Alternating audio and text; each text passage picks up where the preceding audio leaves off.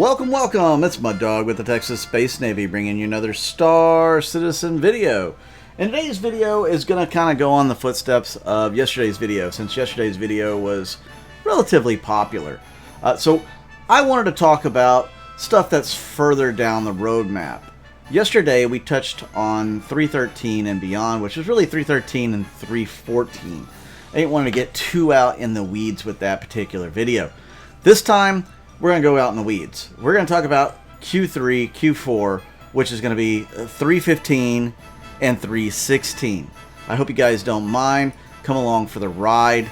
It should be fun. Now, keep in mind, everything that's on the roadmap, the release view, is tentative because obviously they don't know what is going to be in that patch yet. They haven't even committed. They haven't committed everything in the 3.13 patch yet. I know, it's crazy. But as they get closer, things will turn blue, things will turn to committed, and you'll see what's for sure going to be in. Now, I would expect some things from 3.14 possibly to slide into 3.15 and maybe even to 3.16, which will also push back some of those things that are in 3.15 and 3.16 to later patches. I'm really hoping we get a 4.0 before the end of the year, but let's not count on it for now. Okay, so locations. This is the first thing in 3.15 that they have, the first tile. And it's small home outpost colonialism. So they're expected to have small homes for AI to live in and shelter. Now this is AI, not player-owned homes. So don't get your hopes up too much that you're going to have your own little home in the Stanton system. This is just for AI right now.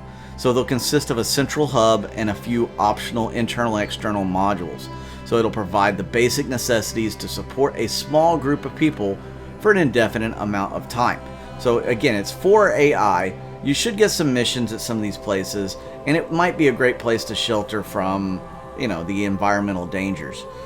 Next thing on 3.15 that we can look forward to is weapons, magazine stripping, and refilling. So right now you just take a magazine out, put in another one.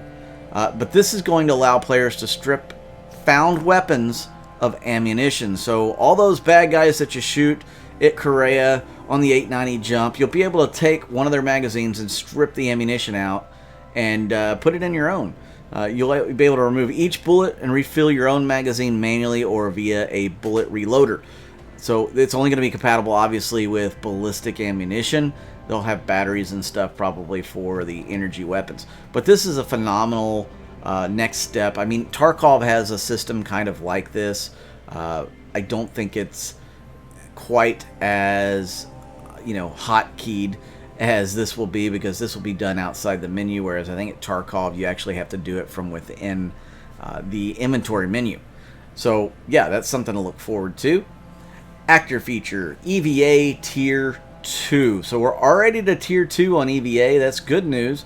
They're going to improve the experience following transition to IFCS for EVA.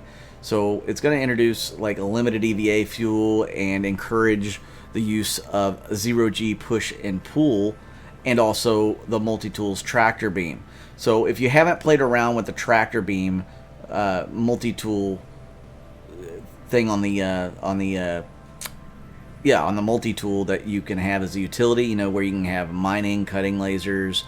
It also has a tractor beam. If you shoot a bigger object than yourself, it will pull you along towards that object much quicker. The 0G push and pull is going to be similar to that, only you're going to be able to use your hands to do it, probably some sort of hotkey, and propel yourself in a direction in 0G, whereas the tractor beam should probably move you quicker. But they're going to introduce like limited EVA, and we should see the IFCS come to EVA as well. So very cool. Cutting Tier 0. So in 3.15, we're finally going to get the cutting functionality of the Greycat multi-tool that we have already. So we should be able to cut locks on doors, maybe even cut off pieces of ship or metal. They're going to have only a few things that are cuttable at first, because it is Tier 0. And then eventually this will go into probably full-on, cutting off a wing of a ship or something. I don't know exactly. I'm speculating because of how the repair system works as well. But I can see that being a use of this tool. Then we move on to player interaction experiences. So it represents a complementary features and systems related to the player status, item status, environment status, interactions with both the game world and objects within it. And they're all covered under that system. So they're going to overhaul that. So when you press F, it's not just, inner thought stuff anymore. It should look better. The whole UI should be more probably HUD-based, most likely. Bombs and space mines. So now we're actually going to get into some pretty interesting stuff. The space mines, like the Nautilus, can drop. That could be a feature. Who knows if we'll actually get the Nautilus soon.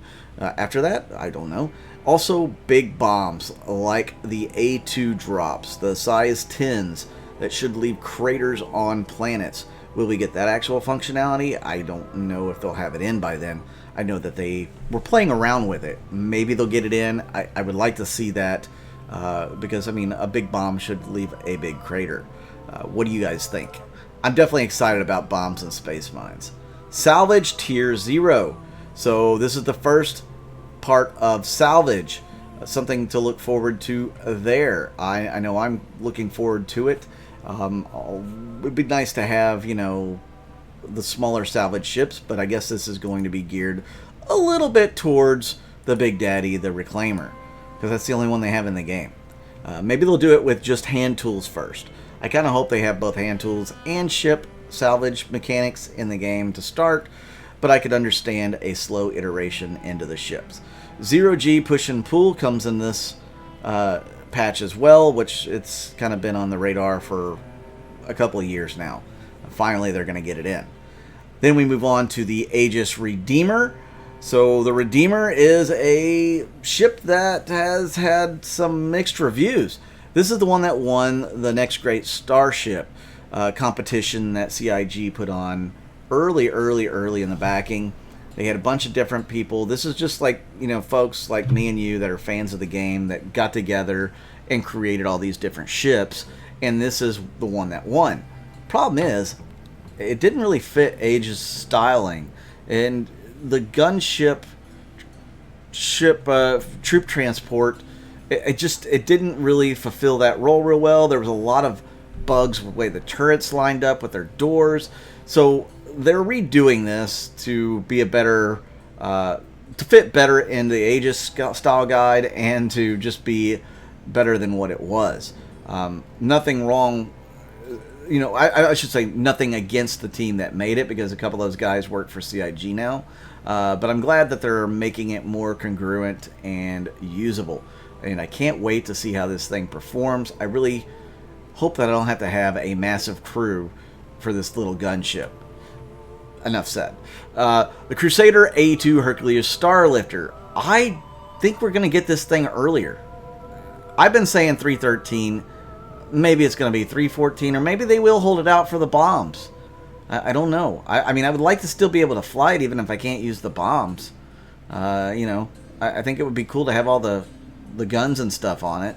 So will we see it earlier than 315? The thing's practically done, other than most likely that bomb station.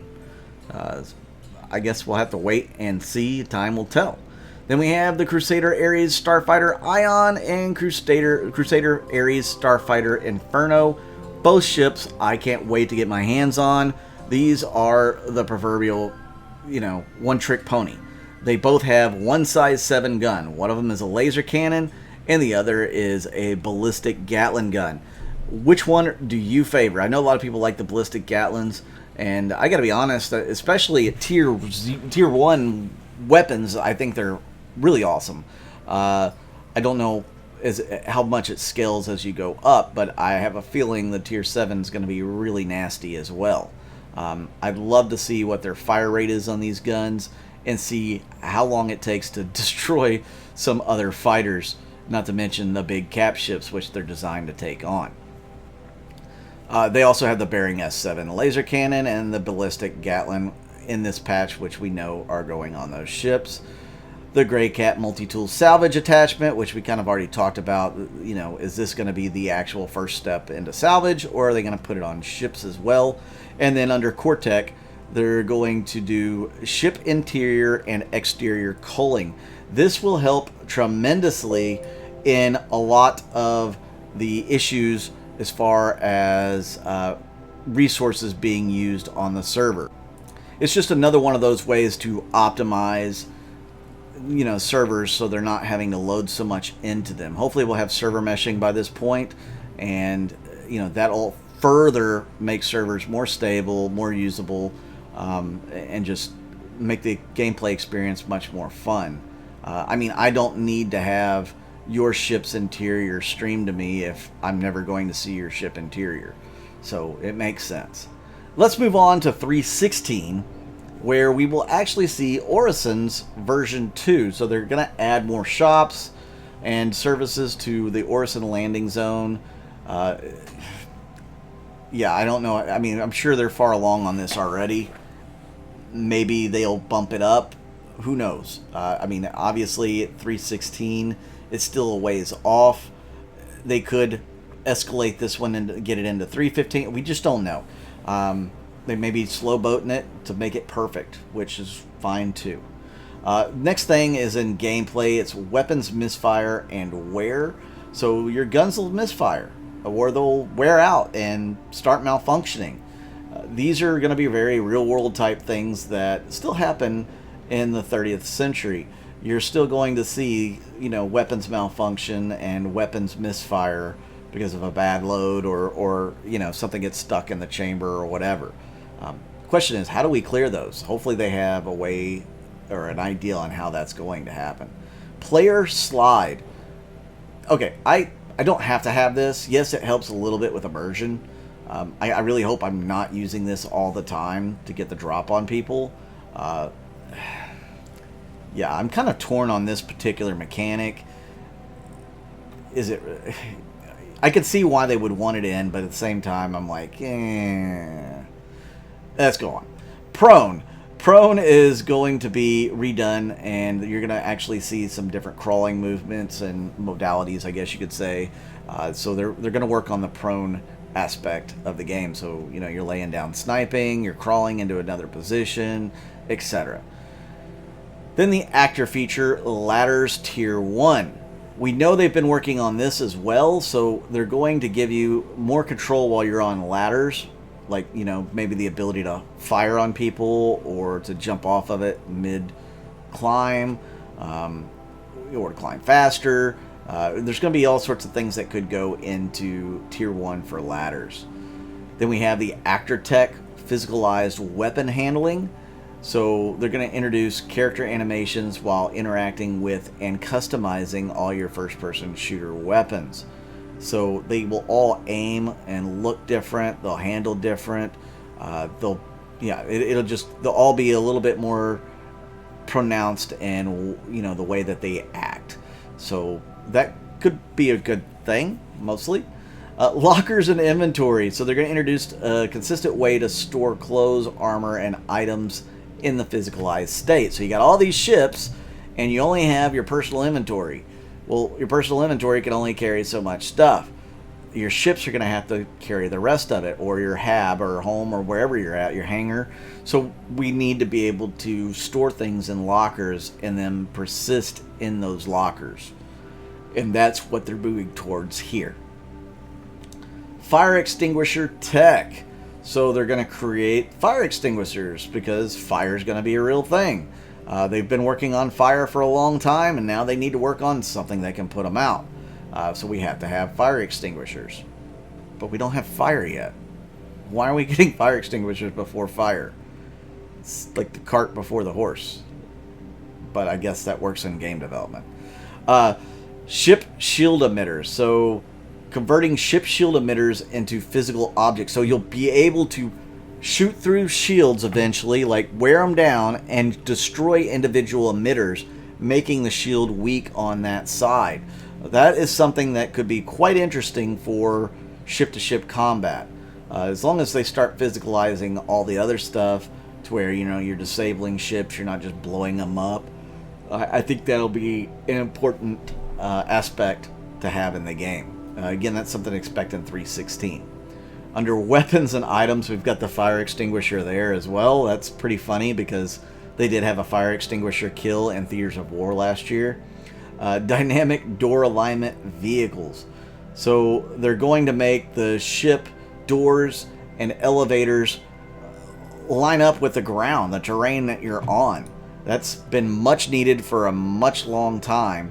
And yeah, so look forward to that. Your caterpillar may actually work. The doors may actually go all the way down to the ground, finally. And then they're going to work on the Origin M50 engine swapping, so you'll be able to swap out engines for that racer. So guys, thank you for tuning in, watching this video. I really do appreciate it.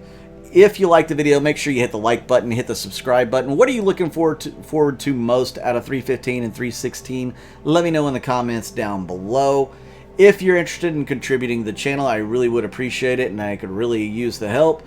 You can just go to the description of the video. My Patreon and YouTube members is down there. You can just go to the link, and it'll take you where you need to go. And thank you to all my Patreon YouTube members. You guys are so awesome. I really do appreciate you. With that, I'm Mud Dog with the Texas Space Navy, and I'll see you out in the verse.